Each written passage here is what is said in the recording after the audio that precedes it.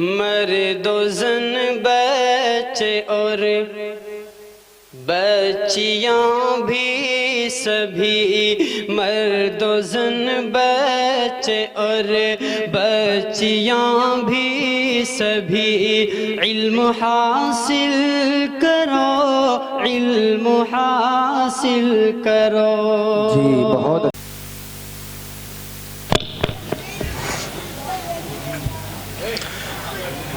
الحمد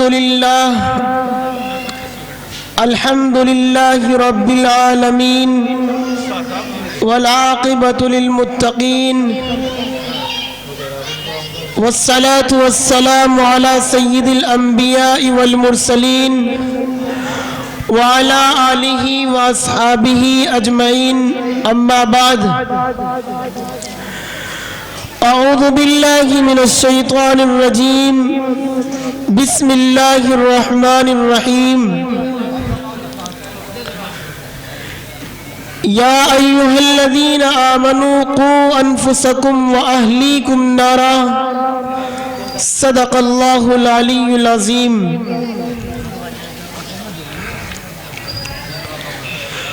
اٹھ شیر مجاہد ہوش میں آ، تعمیر خلافت پیدا کر، کیوں فرقے فرقے ہوتا ہے بس ایک جماعت پیدا کر، کر تو بھی ترقی دنیا میں اسباب تجارت پیدا کر، قارون کی دولت ٹھکرا دے عثمان کی دولت پیدا کر، اسلام قدم تو بھرتا ہے پھر کفر سے کیوں تو ڈرتا ہے، یہ تو اسلام کا نام نہ لے یا پھر شوق شہادت پیدا کر۔ واجب الاحترام معقر معزز علماء کرام اور دینی بزرگوں، نوجوان ساتھیوں،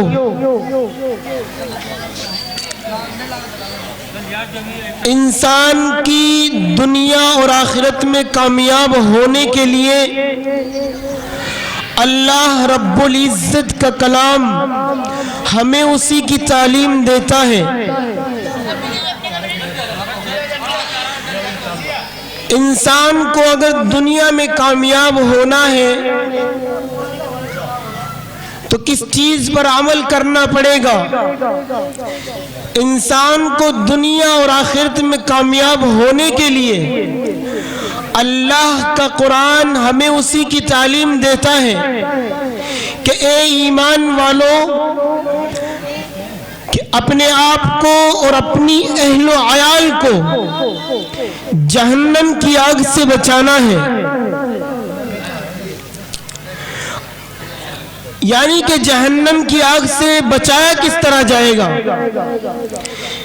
ارشاد ہو رہا ہے یا ایھا الذین آمنوا قوا انفسکم واہلیکم نارا، اے ایمان والو، تمہارے اوپر ایک بڑی ذمہ داری یہ ہے کہ تمہیں اس دنیا میں آنے کے بعد اپنے آپ کی فکر کرنی ہے اور اپنے اہل و عیال کی فکر کرنی ہے کہ کس طرح میں اور میری آنے والی نسل، میرے اہل و عیال کس طرح جہنم کی آگ سے بچ جائے۔ تو جہنم کی آگ سے بچنے کے لیے قرآن کہتا ہے کہ تمہیں اسلام پر عمل کرنا پڑے گا اور اپنے آپ کو، اپنی اہل و عیال کو شریعت کے مطابق زندگی گزارنے والا بننا پڑے گا۔ یعنی کہ قرآن کیا کہتا ہے، ہماری شریعت کیا کہتی ہے، ہماری کتاب کیا کہتی ہے، ہمارا محبوب جو اس شریعت کو لے کر کے آ رہا ہے، جو اس شریعت کو لے کر کے آیا ہے، اس شریعت کے مطابق ہمیں زندگی گزارنی پڑے گی۔ ہمیں خود بھی اور اپنی اہل و عیال کو بھی اس شریعت کے مطابق عمل پر آراستہ کرنا ہوگا۔ یعنی کہ مجھے اور آپ کو اور اپنی اہل و عیال کو مدارس سے، مساجد سے، مراکز کے دینی قلعوں سے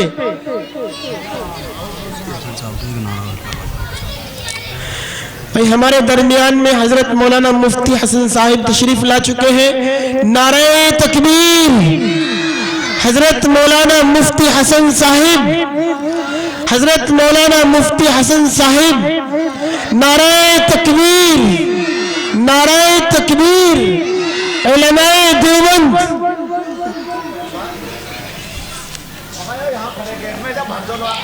ادھر آ جاؤ تو مہمان آ گئے, ادھر آ جاؤ بھائی, آ جاؤ یار. تو بھائی میں عرض کر رہا تھا کہ اللہ رب العزت فرماتا ہے کہ لوگوں اگر اپنے آپ کو جہنم کی آگ سے بچانا ہے اور اپنی اہل و عیال کو جہنم کی آگ سے بچانا چاہتے ہو تو تمہیں ہماری شریعت کے مطابق, ہماری کتاب کے مطابق اور ہمارے محبوب کی لائی ہوئی شریعت کے مطابق زندگی گزارنی ہوگی.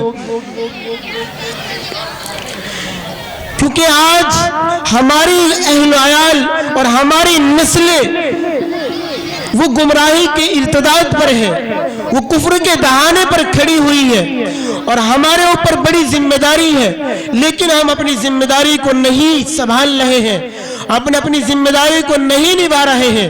کل قیامت کے دن اللہ رب العزت ہم سے سوال کرے گا کہ بتاؤ ہم نے تمہیں ذمہ دار بنایا تھا.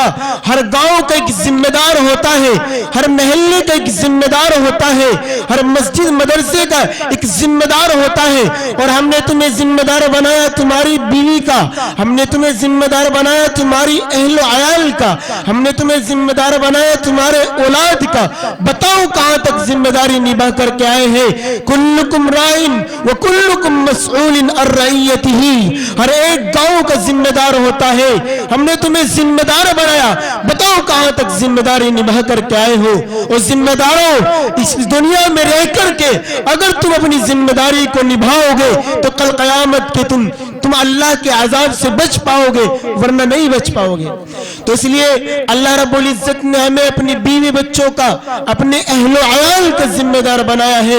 ہمیں ضرورت ہے کہ ہماری اولاد کہاں جا رہی ہے, ہماری اولاد کیا کر رہی ہے, ہماری اولاد دین کے راستے پر ہے یا نہیں ہے, ہماری اولاد کس طرف کھڑی ہوئی ہے. آج دیکھو تو صحیح, کالجوں کے اندر ہماری نسلوں کی ایمان کی حفاظت نہیں ہو رہی ہے, ہماری بیٹیوں کی عزت کو لوٹا جا رہا ہے, ہماری بیٹیوں کے ایمان کو قتل کرنے کی کوشش کی جا رہی ہے, ہماری بیٹیوں کی عزتوں سے کھلواڑ کیا جا رہا ہے. کہاں ہے ذمہ دار, کون ہے ذمہ دار؟ ماں باپ ہی تو ہے. قرآن انہی کی طرف تو اشارہ کر رہا ہے, یا ایھا الذین آمنوا قوا انفسکم واہلیکم نارا. اے ایمان والو تم اپنی ذمہ داری کو نبھاؤ. ہم نے تمہیں ذمہ دار بنایا تمہاری اولاد کا, اہل و عیال کا, کل قیامت کے دن, ورنہ تم اللہ کے عذاب سے نہیں بچ پاؤ گے. کیونکہ ایمان کی دولت ایک عظیم دولت ہے, ایمان کا مل جانا اللہ کی طرف سے ایک عظیم دولت ہے. کیونکہ اگر کوئی آدمی اسلام کو چھوڑ کر کے, مذہب کو چھوڑ کر کے کسی کی دوسرے کا مذہب اختیار کرے گا, دوسرا کوئی مذہب اختیار کرے گا, تو اللہ فرماتا ہے وَمَن يَبْتَغِ غَيْرَ الْإِسْلَامِ دِينًا فَلَن يُقْبَلَ مِنْهُ. کہ اگر اسلام کے علاوہ, ہمارے اس مذہب کے علاوہ, ہماری شریعت کے علاوہ کوئی دوسرا دین اختیار کرے گا, تو اگر کوئی انسان اس دنیا میں رہ کر کے اسلام کے علاوہ دوسرا مذہب اختیار کرے گا تو کل قیامت کے دن اس کا یہی مذہب, اس کا یہ دین اللہ کے یہاں قابل قبول نہیں ہے. تو اس لیے عزیزوں میں گزارش کر رہا ہوں ماں باپ سے کہ وہ اپنے بیٹیوں کی ایمان کی حفاظت کے فکر طے کریں. اپنے بیٹیوں کی ایمان کی حفاظت کیسے کر پائیں گے؟ ارے ایمان کی حفاظت کہاں ہوتی ہے؟ جب تم اپنے اولاد کو, اپنی اہل و عیال کو دین سے آراستہ کریں گے, شریعت سے آراستہ کریں گے, قرآن سے آراستہ کریں گے, نبی کی لائی ہوئی محمد پر نازل ہوئی کتاب سے آراستہ کریں گے, تو ہماری اولاد, تو پھر ہماری اولاد جب دین کو پڑھے گی, دین کو سمجھے گی, تو اس کفر کے ارتداد میں نہیں گھسے گی. تو اس لیے عزیزوں اپنی اولاد کو مدارس سے مساجد سے جوڑنا ہے، اپنے آپ کو دینی تبلیغ سے اصلاحی تبلیغ سے جوڑنا ہے اگر کامیاب ہونا چاہتے ہو۔ اللہ فرماتا ہے ما كان الله ليذر المؤمنين على ما انتم عليه حتى يميز الخبيث من الطيب کہ ہمارا دور چل رہا ہے، اب ہم انسانوں کو الگ کر رہے ہیں، خون الگ کیا جا رہا ہے، گندا خون الگ کر رہے ہیں، بکل الگ ہو رہا ہے، مال الگ کر رہے ہیں۔ جو انسان اس دنیا میں رہ رہا ہے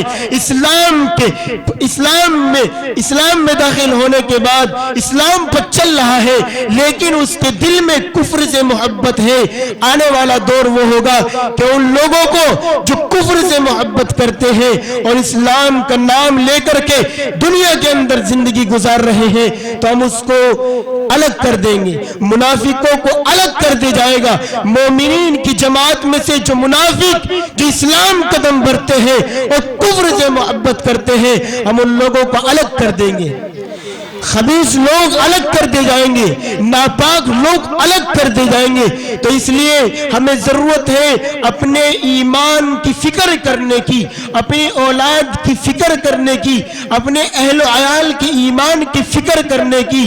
یاد رکھو اگر تم اسلام کے علاوہ کسی دوسرا مذہب اختیار کرو گے تو وہ اللہ کے یہاں قابل قبول نہیں ہے۔ تو اس لیے میں گزارش کرتا ہوں کہ ماں باپ سے کہ وہ اپنے ایمان کی اور اپنے اہل و عیال کی ایمان کی فکر کرے۔ مجھے وقت کم دیا گیا ہے اس لیے میں اپنی بات کو یہیں ختم کرتا ہوں۔ وآخر دعوانا الحمدللہ رب العالمین۔